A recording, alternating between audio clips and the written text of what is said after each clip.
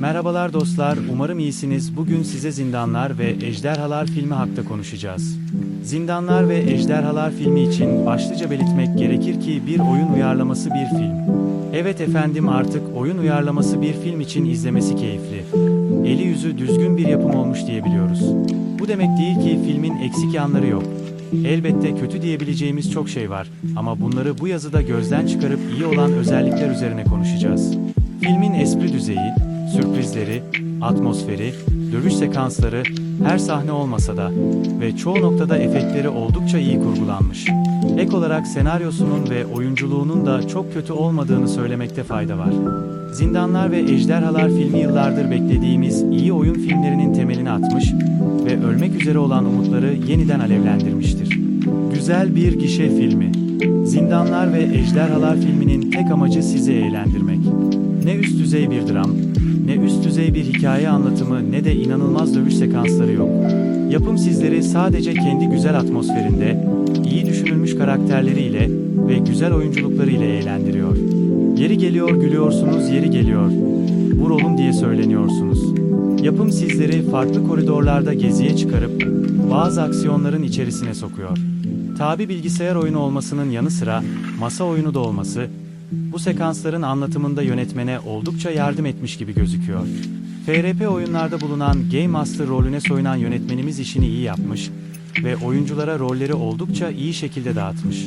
İzleyici de kendi içerisinde eğilip bükülmeyen bir dünya içerisinde bu maceraya tanık oluyor. Ek olarak filmin mizahi yönü de ayarında olmuş. Şakalar sizleri bıktırmıyor ve karakterleri tanımanızda yardımcı oluyor. Ayrıca şakaların bazı durumlarda güzel sahne geçişlerini de sağladığını söyleyebiliriz. Doğru tercihler başarı getirir. Zindanlar ve Ejderhalar filminde yapılan oyuncu ve yönetmen seçimi oldukça başarılı olmuş. Chris Pine ile özdeşleşmeye başlayan Ketum ama aslında duygusal karakter rolü bu filmde de tam tadında olmuş. Michelle Rodriguez de iri yarı dövüşken kadın karakteri için oldukça uygun bir seçim. Yardımcı rollerde bulunan isimler de kendi görevlerini güzel taşımışlar. Özellikle Jean Page'in oyunculuğu ve karakteri oldukça keyifli. Filmin yönetmenine baktığımızda da Game Night, Patrondan Kurtulma Sanatı 1-2 gibi filmlerin de yönetmenliğini yapmış. Bu filmlerin genel yapısına baktığımızda mizahi kuvvetli olan ve aksiyonlar içerisindeki komediyi de güzel kurgulayan filmler olduğunu görüyoruz. Tabi bu yeteneğini bu filmde de sergileyip başarılı sahne kurguları gerçekleştirmiş. Ek olarak filmi çekerken de bu oyun serisine ya da oyun türüne hayran olduğunu hissedebiliyoruz. Ek olarak da Hugh Grant'tan bahsetmek lazım. Yalan söylemek bir oyuncuya sanırım en fazla bu kadar yakışabilir. Ayrıca görüntü olarak da böyle dolandırıcı havası var oyuncunun. Bu sebeple ben de kendisini her gördüğüm sahnede ayrı bir keyif aldığımı söyleyebilirim. Tabi bu durum oyuncuya da mini bir hayranlık beslememden kaynaklanıyor diyebiliriz. Son olarak Bradley Cooper.